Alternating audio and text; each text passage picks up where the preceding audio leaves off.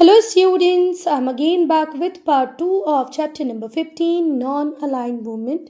Students, I hope you all have seen part 1 of this chapter. If not, do watch it. बेटा part 1 की जो video थी उसमें हम लोग यहाँ तक डिस्कस कर चुके हैं. पार्ट 2 हम स्टार्ट करेंगे डू यू नो सेक्शन से.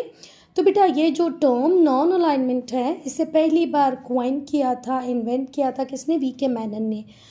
कहाँ पर किया था? यूनाइटेड नेशंस में.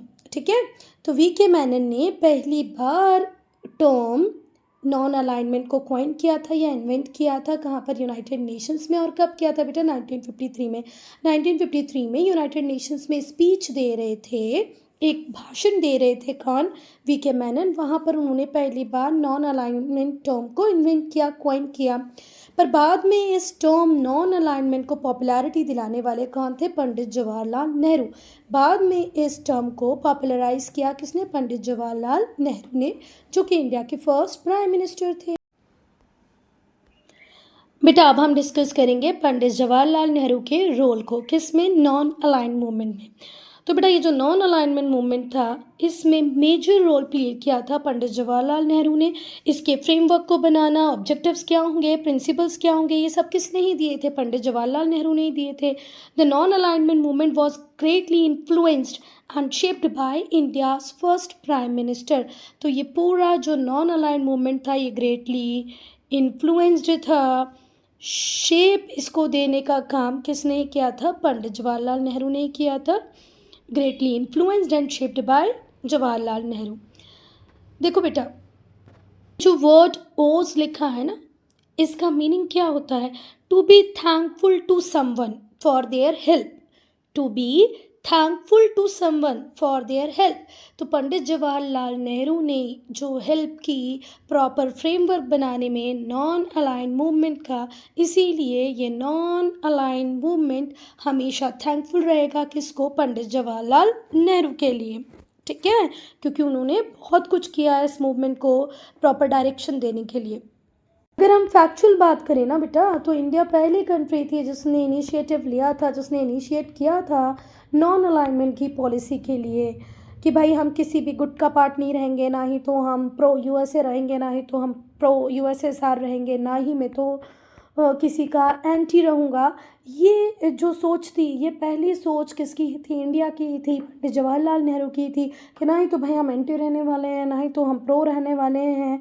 ठीक है, तो इंडिया फर्स्ट कंट्री थी जिसने इनिशिएट किया था नॉन अलाइनमेंट की पॉलिसी को under the leadership of Nehru. Clear है? नेहरू जी ने ये बात भी डिक्लेयर कर दी थी अमेरिकन कांग्रेस में 1949 में. 1949 में जो अमेरिकन कांग्रेस चल रही थी उसमें नेहरू जी ने बिल्कुल इस बात को डिक्लेयर किया था. और ध्यान से सुनिएगा कि उन्होंने क्या कहा था. उन्होंने कहा था कि जहाँ फ्रीडम डेंजर में हो, है ना, जहाँ आज़ादी खतरे में हो, फ्रीडम डेंजर में हो, जस्टिस स्टेक पे लगा हो, जस्टिस हो ही ना, रिस्क में हो, किसी के ऊपर एग्रेशन हो रहा हो, कोई कंट्री एग्रेसर की तरह बिहेव कर रही हो, किसी के ऊपर अटैक हो रहा है, तो हम चुपचाप तो नहीं बैठेंगे, है ना.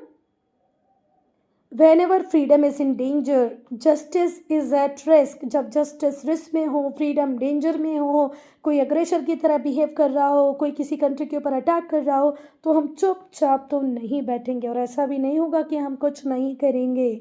ठीक है, बहुत कुछ कर सकते हैं और करेंगे भी as and when required.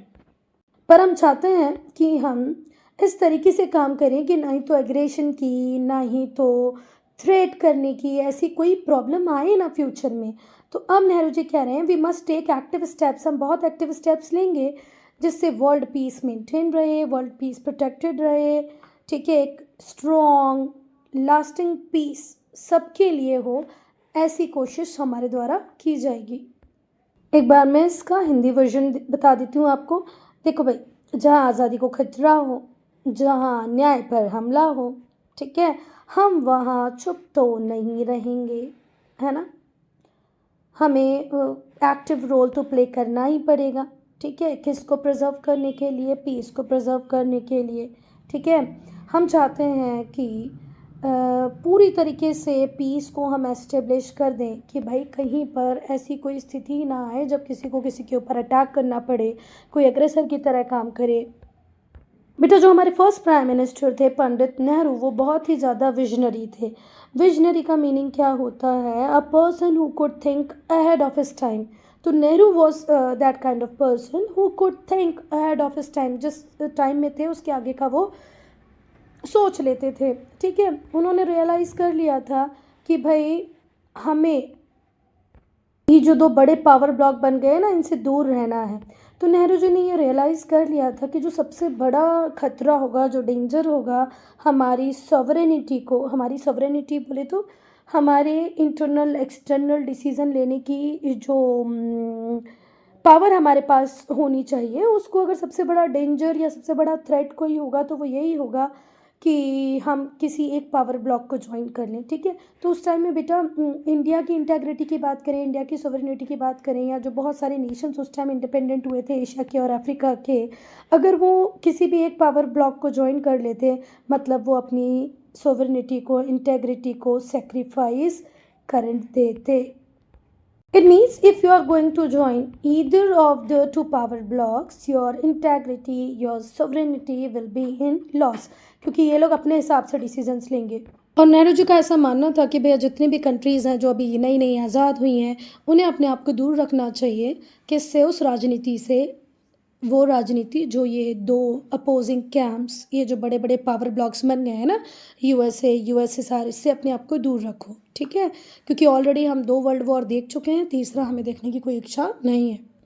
Nehru ji का कहना ये था कि हम हर कंट्री मिलके ये ट्राई करें कि हम किसी और कंट्री की सोवरेनिटी को हर्ट नहीं करेंगे, टेरिटोरियल इंटेग्रिटी को हर्ट नहीं करेंगे। वैसे ही तो मुश्किल अब हम आज़ाद हुए हैं, है ना, तो हम अपनी अपनी टेरिटरी में सुखपूर्वक रहें, अपने इंटरनल एक्सटर्नल डिसीजंस खुद लें, है ना, और मैं आपकी कंट्री में कोई इंटरफेरेंस ना करूँ, ना ही आप मेरी कंट्री में करूँ, अनटिल कोई बड़ा ही मैटर ना हो जाए, है ना। तो ये नेहरू ही थे जिन्होंने बहुत सारी कंट्रीज़ जो थी एशिया की और अफ्रीका की, उन्हें लीड किया और नॉन अलाइनमेंट का कंसेप्ट दिया। ये बहुत ज़्यादा कन्विंस थे इस बात से, अगर हम सब मिलके काम करेंगे ना, मतलब इतनी सारी कंट्री मिल जाएंगी। बहुत ज़्यादा कन्विंस थे नेहरू इस बात से कि एक बहुत बड़ा मॉरल फोर्स काम करेगा जब हम कलेक्टिवली काम करना स्टार्ट कर देंगे, और इवन हम अच्छा खासा प्रेशर एक्सर्ट कर सकते हैं वॉर के इश्यूज़ पे, पीस के इश्यूज़ पे, शांति बनी रहे, ये काम भी हम कर सकते हैं। वॉर फ्यूचर में ना हो, ये काम भी हम कर सकते हैं, पर कब? जब हम लोग सब इकट्ठे हो जाएंगे। अब बेटा यहाँ पर एक बात याद रखना कि नेहरू जी ऐसे अकेले व्यक्ति नहीं थे जो नॉन अलाइनमेंट के बारे में सोच रहे थे। वर्ल्ड के और भी दूसरी कंट्री के लीडर्स थे जो सेम विचार रखते थे। तो नेहरू जी के साथ अपने विचारों की सहमति बताने वाले जो लीडर्स थे, अब हम उनको पढ़ेंगे। तो it was in confirmation of his views, वो लोग जिनके व्यूज़ नेहरू जी जैसे ही थे, जो नेहरू जी के व्यूज़ को कन्फर्म करते थे, ठीक है, उनमें से एक थे जोसेफ ब्रॉड टीटो जो युगोस्लाविया के थे, जमाल अब्दुल नसार जो इजिप्ट के थे, चो एन लाई चाइना के थे। चाओ एन लाई कहाँ के थे? चाइना। हो ची मिन कहाँ के थे बेटा? तो वियतनाम के। हो ची मिन वियतनाम के। क्वामे निक्रुमा घाना के थे। ये सब लेड करते हैं बैंडोंग कॉन्फ्रेंस को। उस टाइम में जो बैंडोंग कॉन्फ्रेंस थी उसको लेड कर रहे थे, मतलब उसके लीडर के रूप में ये लोग आए। वियतनाम के हो ची मिन, घाना के क्वामे निक्रुमा, चाओ एन लाई चाइना के, जमाल अब्दुल नसार इजिप्ट के, जोसेफ ब्रॉड टीटो युगोस्लाविया के, और इंडिया के पंडित जवाहरलाल नेहरू। और बेटा जो भी चीज़ें बैंडोंग कॉन्फ्रेंस में डिसाइड होती हैं उन्हें फाइनल शेप मिलता है बेलग्रेड में। कब? 1956 में, 1956 में अब कॉन्फ्रेंस होती है बेलग्रेड में। वहाँ पर हमने जितनी भी बातें बैंडोंग कॉन्फ्रेंस में डिसाइड की थी उन सब पे फाइनल डिसीजन लिया जाएगा। यहाँ पर डिसाइड किया गया कि एक ऑर्गेनाइजेशन बनाया जाएगा जो न्यूली इंडिपेंडेंट कंट्रीज़ का रिप्रेजेंटेटिव माना जाएगा या न्यूली इंडिपेंडेंट कंट्रीज़ का होगा। जब कोल्ड वॉर चल रहा था, मतलब वर्ल्ड वॉर 2 के बाद जब कोल्ड वॉर एरा चल रहा था, तो उस टाइम में नेहरू जी को rest of the world acknowledge करता था कि ये बहुत ही महान स्पोक्स पर्सन है और इनका स्टैंड हमेशा न्यूट्रल रहा है। ठीक है, मतलब एशियन अफ्रीकन स्टेट्स की अगर हम बात करें, इनकी न्यूट्रलिटी को पूरा जोर से फ्रंट फुट पे लाने का काम किसने ही किया? नेहरू जी ने किया। तो नेहरू जी को rest of the world acknowledge करता था कि भाई ये ग्रेटेस्ट स्पोक्स पर्सन है। किसकी बातें करते हैं? न्यूट्रलिटी की बात करते हैं कि भाई एशियन कंट्रीज, अफ्रीकन स्टेट्स जो रहेंगे वो न्यूट्रल रहेंगे, और रहे भी बेटा कोल्ड वॉर एरा में।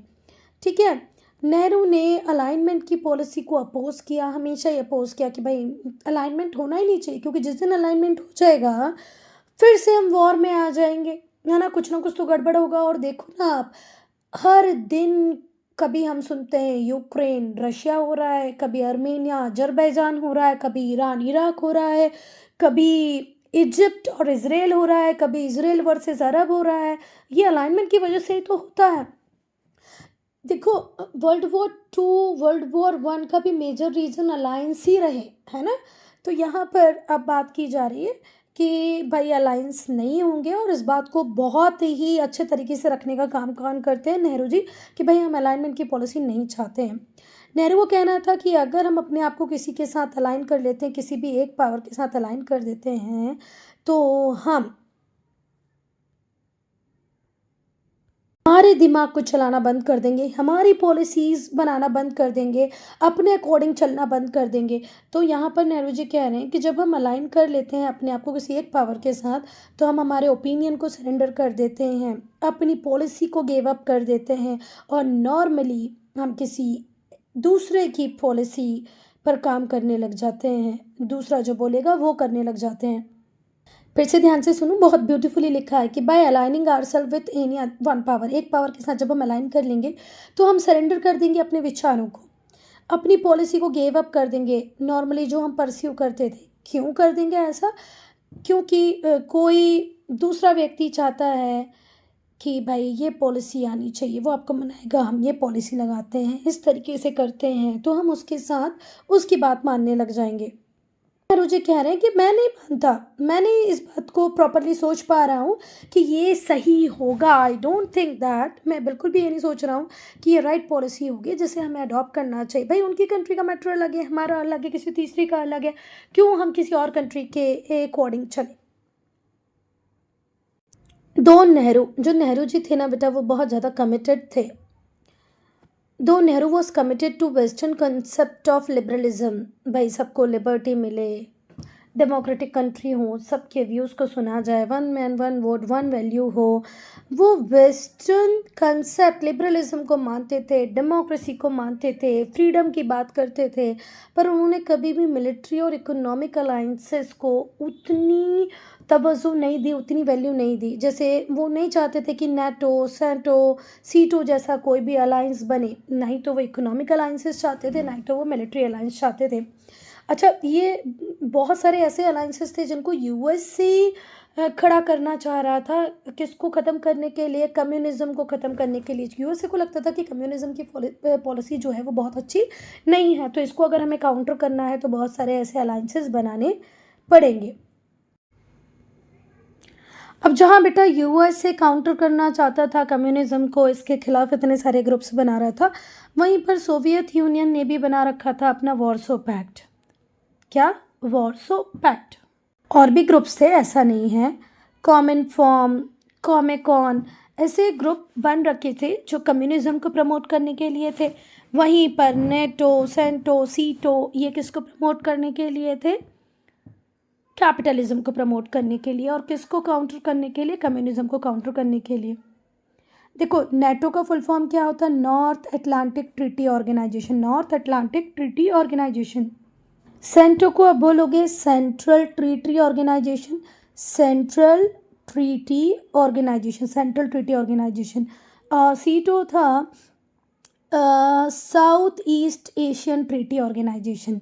फिर से एक बार, North Atlantic Treaty Organization, Central Treaty Organization, South East Asian Treaty Organization. ठीक है, इनको अपोज करने के लिए जो बने थे वो थे Warsaw Pact, Cominform, Comic-Con.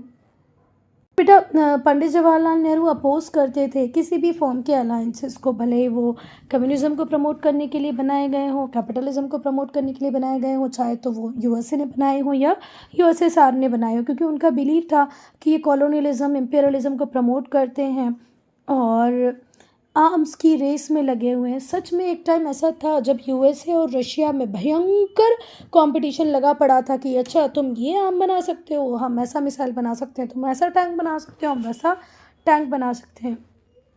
अब बेटा जो नेहरू थे वो बिल्कुल अगेंस्ट में थे दोनों पावर ब्लॉक की फ़िलॉसफी के। नेहरू जी को ना ही तो यूएसए की बातें समझ में आ रही थी और ना ही यूएसएसआर की। वो कहते थे इन दोनों में कुछ भी नहीं रखा, एट दी एंड ये वर्ल्ड को ख़त्म करने की बात ही करेंगे। तो नेहरू जी अगेंस्ट में थे दोनों की फ़िलॉसफी, दोनों ही पावर ब्लॉक की जो फ़िलॉसफी थी उसके। उन्होंने कम्युनिस्ट स्टेट के आइडिया को बिल्कुल रिजेक्ट किया, उसे मोनोलिथिक कहा। ठीक है, मोनोलिथिक मतलब एक इकाई कहा। और जो मार्क्सिज्म की थ्योरी थी उसे आउटडेटेड थ्योरी कहा।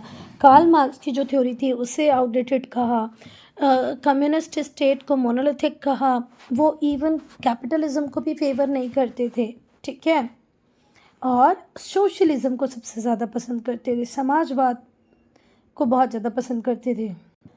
अब बेटा अगर हम बात करें, 3 टर्म यहाँ पर हमने यूज़ किए हैं। कम्युनिज़्म या कम्युनिस्ट फिलॉसफी का मतलब ये है जहाँ गवर्नमेंट हर चीज़ को कंट्रोल करेगी, वर्कर्स के हाथ में पावर होगी। ये फ़िलॉसफी मार्क्स ने दी थी। कैपिटलिज़्म एडम स्मिथ की फ़िलॉसफी है जहाँ पर प्राइवेट इन्वेस्टमेंट को बहुत ज़्यादा प्रमोट किया गया है। सोशलिज़्म का मतलब होता है समाजवाद। ठीक है, तो नेहरू जी समाजवाद को बहुत पसंद करते थे कि भाई रिच लोगों के ऊपर आप टैक्स लगा सकते हो और जो अमाउंट है उसको पुअर के ऊपर खर्चा कर सकते हो, अपनी कंट्री को वेलफेयर स्टेट बना सकते हो, ये चाहते थे नेहरू जी। और इसीलिए ये स्ट्रांगली इस बात को कहते थे कि भाई हमारी कंट्री को डेमोक्रेटिक सोशलिस्ट कंट्री बनना चाहिए, है ना। तो उन्होंने किन प्रिंसिपल्स को एडवोकेट किया है? डेमोक्रेटिक सोशलिज्म, प्रजातांत्रिक समाजवाद। इनकी जो पॉलिसी थी नॉन अलाइनमेंट की, उसका मतलब ये नहीं था कि ब्लॉक को प्रमोट करना है या ऐसे ग्रुप को बना लेना है जो उन दोनों ग्रुप के साथ नहीं है, ऐसा बिल्कुल भी नहीं था। बस ये चाहते थे कि हर कंट्री के पास अपनी ड्यू फ्रीडम हो डिसीजन मेकिंग की, है ना। और जितने भी डीकोलोनाइज स्टेट हैं जो ताज़े ताज़े अभी भी आज़ाद हुए हैं, कम से कम उनको डिसीजन मेकिंग पावर अपने पास रखने दो। क्यों ही उन्हें किसी ग्रुप का पार्ट बना के एक ग्रुप के हिसाब से चलना है? हर कंट्री इंडिविजुअल है, वो अपने हिसाब से चलेगी। थर्स under the stewardship of Nehru, Nehru की देखरेख में। स्टीवर्डशिप मतलब किसी को संभाल कर रखना, उसको उसकी देखरेख करना। तो यहाँ पर किसकी देखरेख की बात हो रही है? नॉन अलाइन मूवमेंट की बात हो रही है। ठीक है, इंडिया ने एक इम्पॉर्टेंट रोल प्ले किया, नाम के मतलब नॉन अलाइनमेंट मूवमेंट के मैसेज को स्प्रेड किया। इंडिया ने बहुत सारी कंट्रीज़ की फ्रीडम के लिए बात की जो एशिया और अफ्रीका की थी, जो अभी भी फॉरेन डोमिनेशन के अंदर थी। मतलब उस टाइम की बात करें जब तक नॉन अलाइनमेंट मूवमेंट चल रहा था, नेहरू जी थे, बहुत सारी कंट्री आज़ाद नहीं हुई थी, तो उनकी कंट्री की आज़ादी की बात नेहरू जी ने पुरजोर तरीके से की कि भाई इन्हें भी अब आज़ादी मिलनी चाहिए। नेहरू जी अपार्थाइड की पॉलिसी के बिल्कुल अगेंस्ट में थे कि भैया ये जो रेशियल डिस्क्रिमिनेशन हो रहा है, स्किन कलर को देखकर आप जो डिस्क्रिमिनेट कर रहे हो, ये नहीं होना चाहिए। और ये कहाँ पर प्रैक्टिस किया जाता था? बेटा साउथ अफ्रीका में।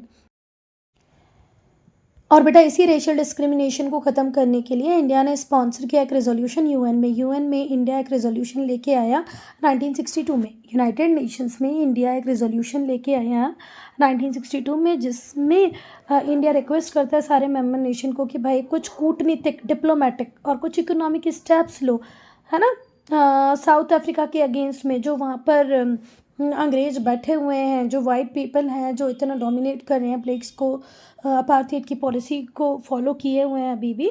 तो उस पॉलिसी को ख़त्म करने के लिए आप कुछ डिप्लोमेटिक डिसीजंस लो, उन साउथ अफ्रीका के ऊपर कुछ सैंक्शंस लगा दो, है ना, जैसे वहाँ के जो अंग्रेज़ हैं, मतलब जो वाइट पीपल हैं, वो रेशियल डिस्क्रिमिनेशन की पॉलिसी को गिव अप कर दें, छोड़ दें। मतलब ऑल इन ऑल यूएन में ये बात नेहरू जी उठाते हैं 1962 में कि ये जो रेशियल डिस्क्रिमिनेशन हो रहा है साउथ अफ्रीका में, उसे ख़त्म करने की जिम्मेदारी हमें लेनी चाहिए।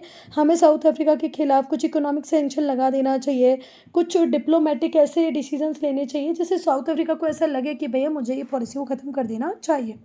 और बेटा नेहरू जी को ये बात भी अच्छी नहीं लगती थी कि हम पागलों की तरह रेस लगाने लग जाएं कि मेरे पास अच्छे आर्मामेंट्स है, तुम्हारे पास अच्छे आर्मामेंट है, क्योंकि जब हमें लगने लगेगा मेरे ज़्यादा अच्छे तुम्हारे ज़्यादा अच्छे नहीं हैं, तो एक ना एक दिन हम प्रूफ करने के लिए उन्हें चलाना चालू करेंगे, और चलाना चालू करेंगे तो हम फिर वॉर की शिकंजे में आ जाएंगे। तो नेहरू जी का मानना ये था कि आर्म्स रेस होनी ही नहीं चाहिए, क्योंकि जब तक आप वेपन को एक्चुअली यूज़ नहीं करोगे आपको पता कैसे चलेगा किसका वेपन अच्छा है किसका वेपन खराब है, और आप सोचोगे कि चलो प्रैक्टिकल तो किया जाए, प्रैक्टिकल करने में तुम हमें ख़त्म कर दोगे। तो नेहरू जी बिल्कुल अगेंस्ट में थे कि आपको पागलों की तरह कोई रेस नहीं लगानी आर्मामेंट्स की। वो तो डिसआर्मामेंट की बात करते थे। ठीक है, ये जो हमने न्यूक्लियर वेपन्स का ढेर लगा रखा है ना, स्टॉक पाइलिंग कर रखी है न्यूक्लियर वेपन की, इसको ख़त्म कर देना चाहिए, हमें डिसआर्मामेंट की तरफ जाना चाहिए, है ना।